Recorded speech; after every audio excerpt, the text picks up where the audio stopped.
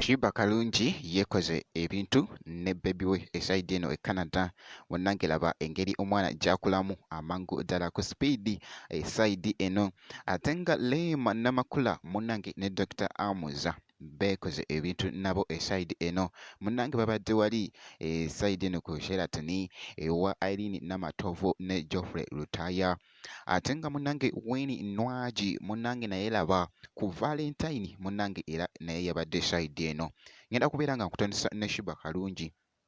ate maasawo njije n'abayimbi abalala mu maaso kakati nno munnange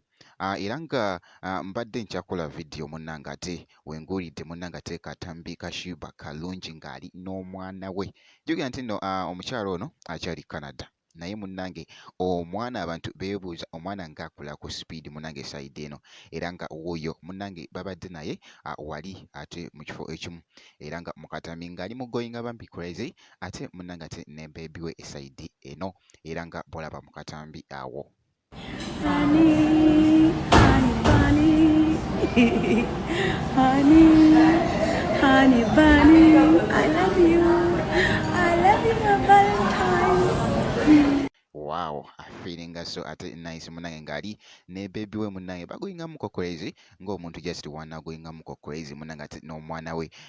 najja ne yeekwata kamera ka vidiyo awo munnange ate n'akaterakoko wali ate bafans be wali ku mukutu munnange ate ogwa Instagram katambwidde nnyo ddala ate ku TikTok ho kibadde kirala nnyo katredinze nnyo kye bayita okutredinga kati awo kankujjoko ate nkutegeezeko Leema Namakula munnange ne Dr. Amuza munnange baawe nabo beekoze ebintu eside eno bo babadde munnange ate wali ku Sheraton munnange babadde bakikwasaganya ku Valentine awo nga Geoffrey Lutaya yabadde ku stage naye nno nga bali mu kunyumirwa munnange ate oluyimba lwe yabadde ayimba ku stage era nga boolaba awo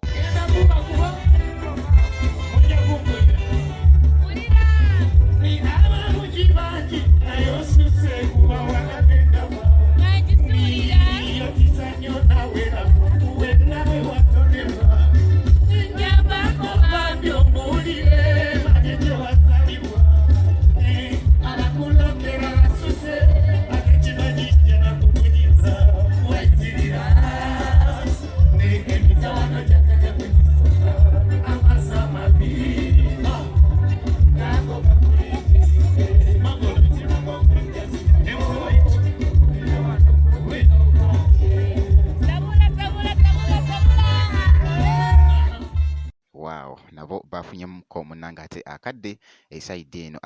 Valentine yo bagikwasaganyiza bulungi nnyo ddala kati awo kankujjoko ate omukyala Winnie Nwagi naye munnaye ku Valentine yabadde ne show eno eside eyo nga yeesaza ebikumba ndowooza obirengera kakati naawo babadde bali muyita bambi okugenda ku stage okuyimba n'asooka n'abyekola wali ebintu atugambye nti nno yasoose kukakkanamuko ate agende abasensebule gye bayita omuziki ate wali ku stage era nga boolabaawo We wanna party.